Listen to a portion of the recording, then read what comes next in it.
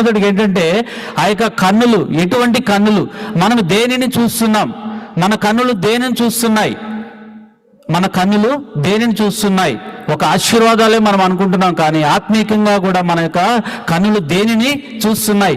లోకానుసారంగా మనము అనేకమైన అభివృద్ధి కోసం మనం ఎదురు చూస్తున్నాం. మనం బిల్డింగ్ కావాలి, లేదా మంచి కారు కావాలి, లేదా మంచి అనేకమైనవి కావాలి అని మనం ఎదురు చూస్తున్నాం, కానీ మన ఆత్మీయ జీవితము ఏ విధంగా ఎదుగుతుందని చెప్పి ఎవరిని మనము చూడలేకపోతున్నాం. ఈ యొక్క వాక్యాన్ని నేను ధ్యానం చేస్తూ ఉన్నప్పుడు నాకు ఇద్దరు వ్యక్తుల గురించి దేవుడు నాకు బయలుపరిచాడు. ఒకటి ఏంటంటే ఒక గుడ్డివాడి గురించి బయలుపరిచాడు. ఒక గుడ్డివారు బైబిల్ గ్రంథంలో న్యూ టెస్టిమెంట్లో ఒక ఆయన ఉన్నారు. ఆయన పేరు బర్తిమై. ఆయన పుట్టి నుంచి గుడ్డివాడు. గుడ్డివారు ఏమి ఎదురు చూస్తారండి? ఏమి ఎదురు చూస్తారు? చూపు కోసమే కదా. ఈ లోకంలో చూపు కావాలి. మనకంటే మంచిగా కళ్ళున్నాయి. మనం ఏం చూస్తున్నామండి? ప్రతిరోజు పొద్దున్న సాయంత్రం దాకా చెప్పాలండి, అబద్ధం ఆడుకుని చెప్పాలా ఏమండి? పొద్దున్న లగ్గానే వాట్సాప్ అంటే బ్రదర్ చదువుతున్నారు. ఇంకా ఈ యొక్క గుడ్డివాడైతే లోకాన్ని చూడాలనుకుంటున్నాడు. కన్నులను మనము దేనిని చూస్తున్నాం?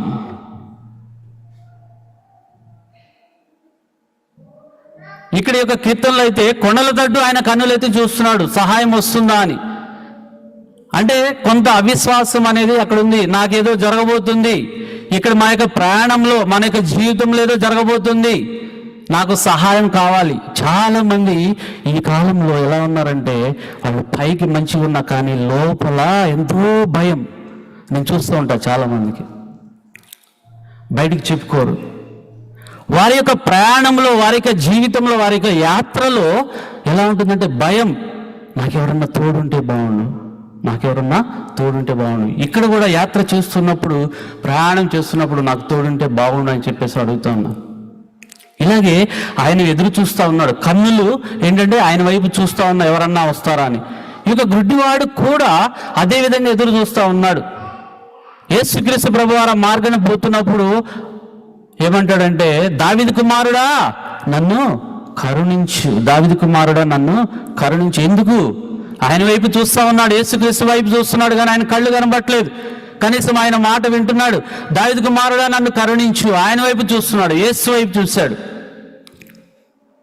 అంతమందిలో ఏం జరిగిందండి? యేసుక్రీస్తు ప్రభువు ఆయన్ని గుర్తుపెట్టుకొని ఆయన అరుస్తూ ఉంటే కరుణించు కరుణించు కరుణించు అని చెప్పేసి దావీదు కూడా అంటే ఈ యొక్క కీర్తనలు ఏ విధంగా అడుగుతున్నాడు, ఆ యొక్క వ్యక్తి కూడా అడుగుతూ ఉన్నారు. ఆయన లోకంలో ఉన్న చూపు కోసం ఆయన అడుగుతున్నాడు.